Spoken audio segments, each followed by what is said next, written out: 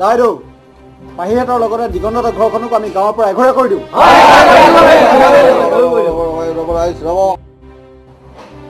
যদি তেনেকুৱাই কৰিছে তেনেহ'লে আমি তাহাঁতৰ বিপক্ষে ব্যৱস্থা লোৱা যাওক ৰাইজ আপোনালোকে কি হৈছে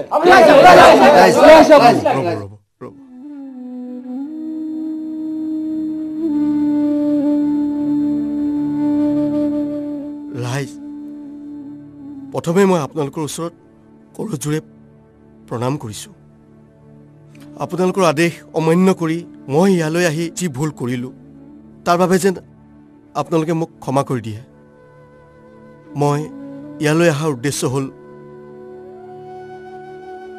এই দিগন্ত হেনো মোৰ ছোৱালী পাহিক বিয়া পাতিব খুজিছে ই পাহিৰ সেই কণমানি শিশুটিৰ হিয়াৰ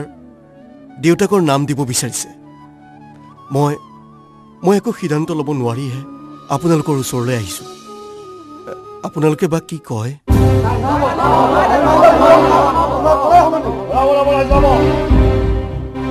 দিগন্তৰ মতামত কি মোৰ মত বুলিবলগীয়া একো নাই পাহি এগৰাকী মাতৃ যি ভুলৰ শাস্তি পাহি আজি এনেকৈ পাইছে সেই একেই শাস্তি তাইক কেঁচুৱাতে কিয় পাব লগা হৈছে মই পাহিক বিয়া পাতিম তাই কোলাৰ কেঁচুৱাক মই মোৰ নাম দিম আৰু ইয়াৰ কাৰণে যদি ৰাইজে মোক কিবা শাস্তি দিব খোজে তেনেহ'লে মই মোৰ পাতি কম পাহি এজনী গাঁৱৰ ছোৱালী আমাৰ ছোৱালী তহঁতৰ ভনী বাপেকে যেতিয়া ভুৱা পাণ দি আমাৰ ওচৰত ক্ষমা বিচাৰিছে এটা সুযোগ দিয়া উচিত নহয়নে গতিকে তেওঁলোকক এঘৰীয়াৰ পৰা মুক্তি দিয়া হ'ব আৰু দিগন্তই যদি সঁচাকৈ পাহিক বিয়া পাতে এই বহাগতে পতা হওক কি কয় ডাঙৰ হয়তো যা হওক ভোজ ভাতৰ ব্যৱস্থা কৰ বল বল বল বল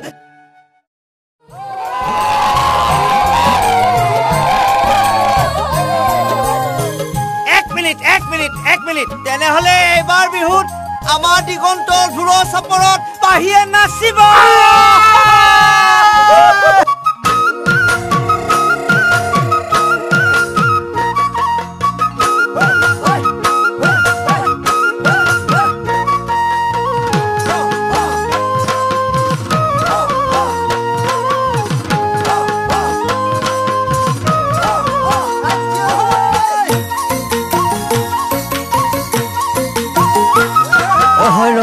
পমিলি বহাগী ঐ বিহু পাই ভাতকে এৰিলি ঐ ৰঙিলি পমিলি বহাগী ঐ বিহু পাই ভাতকে এৰিলি ঐ উজাই গৈ আছিলো ঢোলৰ মাত শুনিলো কাষলে চপালো না তহঁতৰ বাট অৰি নেপাওঁ ভালে কৰি ভাতি লৈ ভটিয়াই যাৱে ঐ লাহৰি ভাতি লৈ ভটিয়াই যাওঁ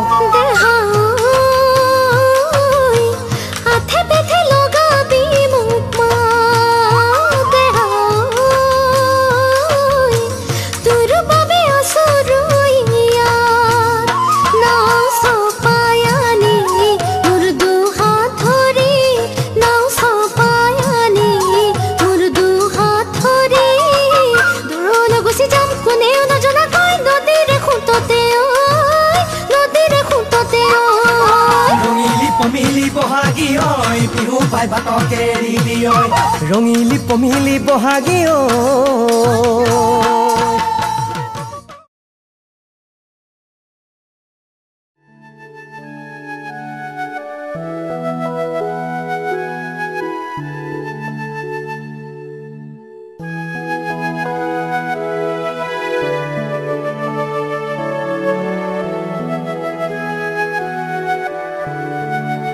কি হ'ল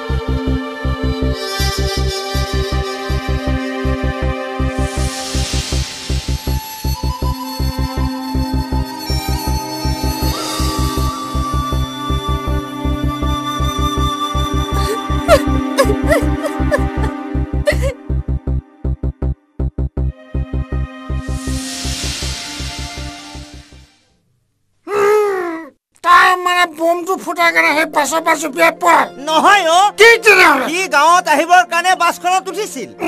সি দেখিলে যে বাছখন ষ্টাৰ্ট দিবৰ কাৰণে আৰু 20 মিনিট সময় আছে গতিকে সি তাৰ বেগটো বাছখনতে থৈ ওচৰৰে চাহ দোকান এখনত চাহ খাবলৈ গ'ল সেইখিনি সময়তে বম ব্লাষ্ট দুদিন পিছত সি দেখা পালে তাৰ গায়ে মূৰে বেণ্ডেজ আৰু চকু মেলি দেখিলে চাৰিওফালে পুলিচ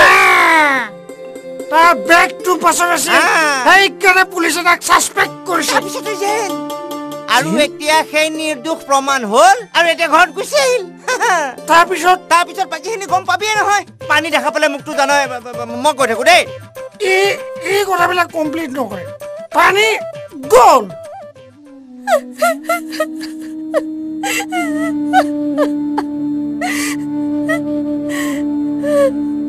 পাহি তই এনেকৈ দৌৰি আহিলি যে এতিয়া মই কি কৰো মানে এতিয়া ৰূপম আহিল এতিয়া ভাবিবলৈ একো নাই আমাৰ বিয়াৰ কথাটো তই পাহৰি যা কিন্তু কোনো কিন্তু নাই ৰূপম হিয়াৰ দেউতাক সেইটো তইও জানো আৰু ময়ো জানো এতিয়াতো হিয়াক জীয়াই থাকিবৰ কাৰণে মোৰ নামৰ প্ৰয়োজন নাই আৰু মোৰ জীৱনৰ ভাল পোৱা বেয়া পোৱা তাৰ একো মূল্য নাই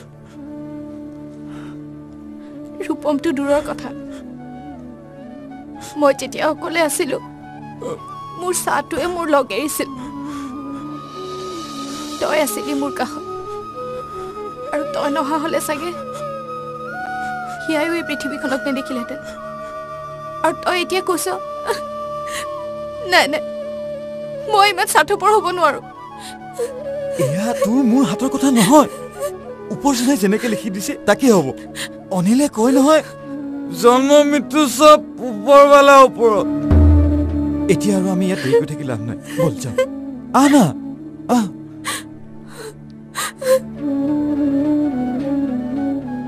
বাৰু যি কি নহওক পলমকৈ হ'লেও ঘৰ পালেহি দিগন্তই কিবা ক'ব বিচাৰিছ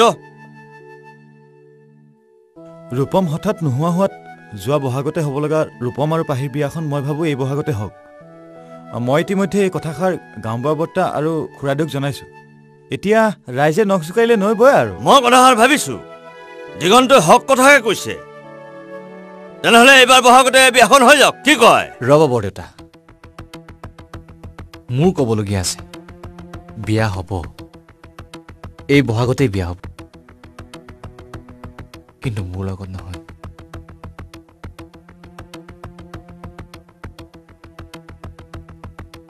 দিগন্ত আৰু পাহি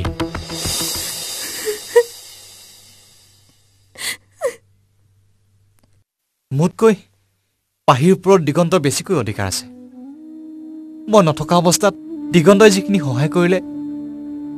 সেয়া মই কেতিয়াও পাহৰিব নোৱাৰো মই মাথো এটাই অনুৰোধ কৰিছোঁ মোক যাতে হিয়াক দিয়ে মই বহুত দূৰলৈ গুচি যাম ইয়াত থাকিলে সিহঁতৰ সংসাৰত কেৰুণ লাগিব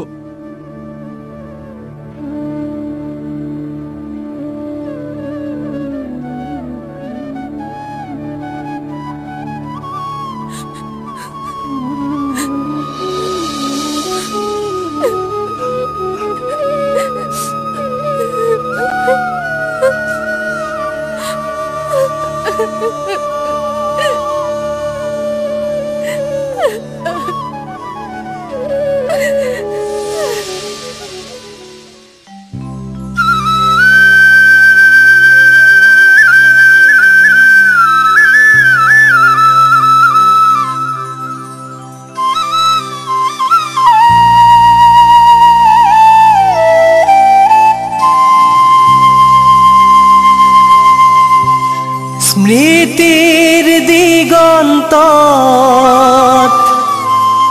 তুমি ফুলি আছা এপাহি ৰঙা গোলাপ এপাহি ৰঙা গোলাপ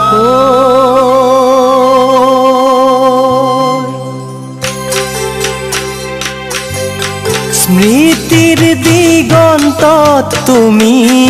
ফুলি আছা এপাহি ৰঙা গোলাপ বুকুৰে কাৰেংঘৰ তুমি ভাঙি গলা আঁতৰি তুমি আনৰ হৈ স্মৃতিৰ দিগন্তত তুমি ফুলি আছা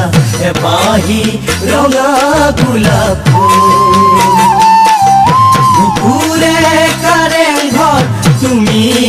ভাঙি গলা আঁতৰি তুমি আনৰ হৈ আঁতৰি তুমি আনৰ হৈ এনেকৈনো পাহৰিমে তোমাৰে সন্মুখনিকে ঐ জান ভগাহিয়া জোৰাও কেনেকৈ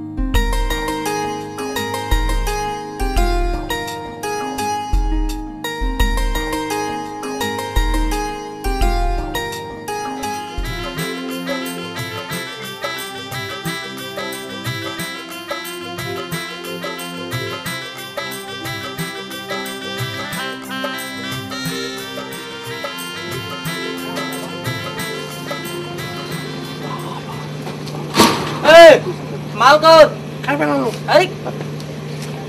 আচ্ছা বস্তু আছে নাই আছে আছে আচ্ছা এক মিনিট তই 4টা গিলাচ আৰু এক জগ পানী লৈ আৰু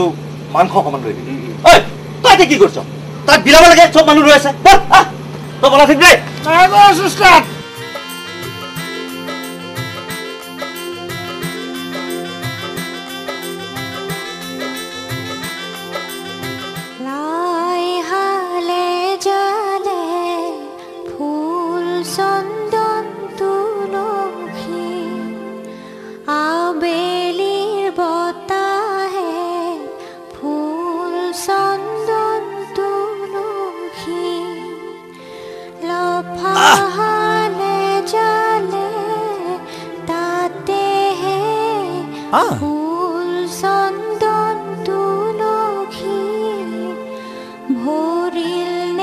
All the best.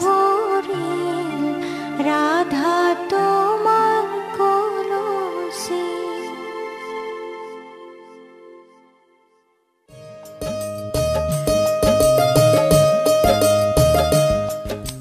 ৰাম মই এতিয়া কাৰ লগত যাম ওহো তই আৰু মই বল